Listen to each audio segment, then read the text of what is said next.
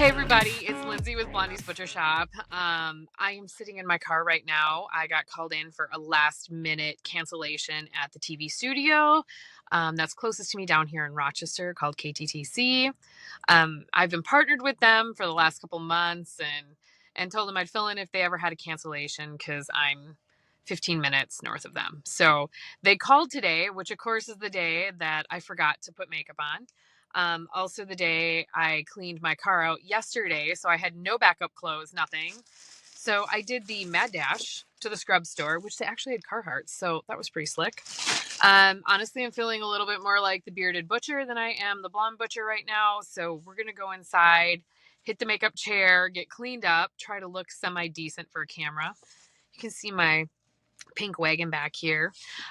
Today we're going to talk quick about protein meals and fall freezer clean out, right? Don't we all need to do that? So come along with me. Let's go hit the studio, meet some of my friends here, and kind of see how it's done. Forewarning, it's not as glamorous as you think it is, but it'll be fun. So come along. Okay, so we're gearing up to go in. KTTC, check out all the nice clean cars. And then you call the butcher to town. All right, so here's my super cool pink wagon. Amazon special, thick wheels. Okay, we got our clothes. We got our Joby, so you can kind of see what we're filming. We got venison in here, all our groceries. Set the scene for the camera. Here we go. Let's head in.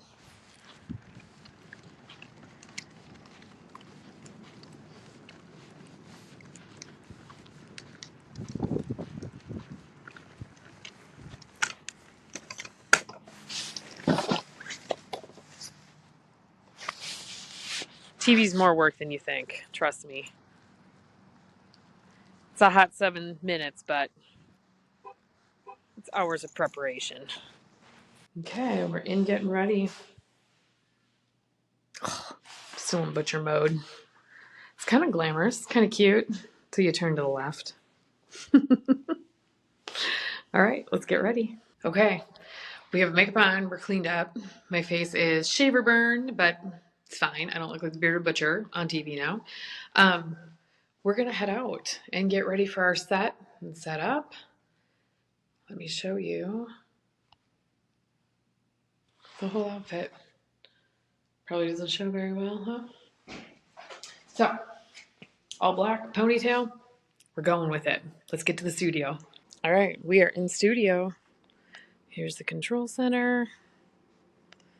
All the prompters. Not to mention the epic pink cart. And then Midwest access. And here's my little spot. I'll set up. You can see my view. There's our prompter. Their setup.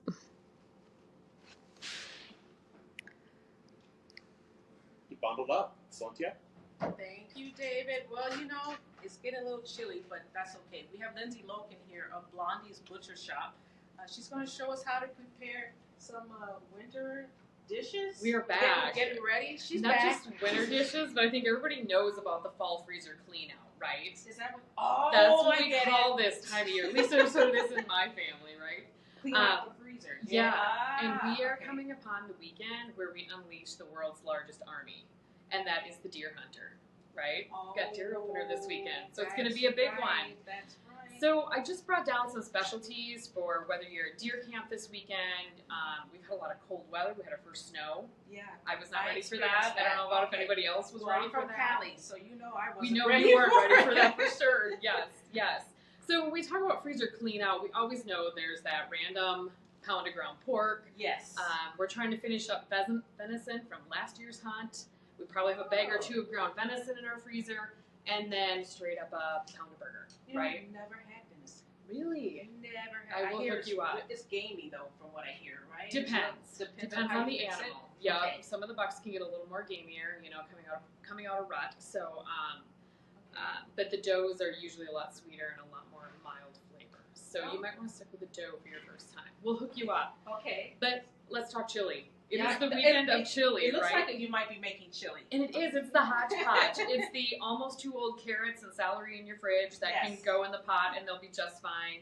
Everybody's either canned tomatoes for the summer or you can grab them at the store. Everything's on sale right now because 'tis the season, right? Okay. I have So to check it out. I've never had chili where it's not had beans. Have you?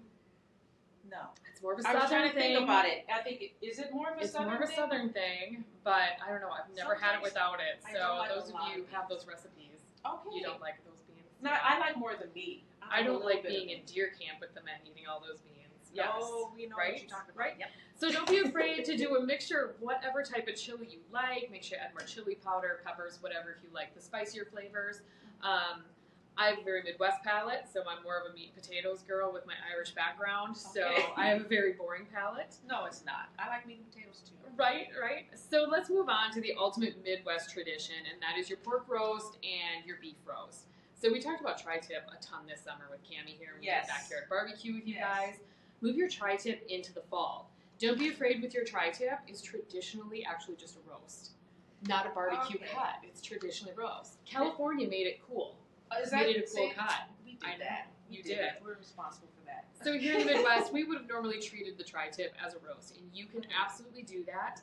And the number one Midwest tradition, at least in most of the Farmer's Wives Almanac cookbooks I read, is to put your beef roast with your pork roast. Really? Okay. It is amazing. Put them both in the crock pot together. Run them for 6 to 7 hours. Okay, that is slow. Slow cooking. Is that what you have right there? Can you use a pressure cooker? You absolutely can use a pressure cooker if you're short on time. If Okay. you've got the time to let it roast on a Saturday, start it right away in the morning and let it run till supper time. It'll be fall apart. Mix these two together, you won't regret it. If you're a true Midwesterner, you could take the beef roast out, get your pork roast, and pair it with sauerkraut.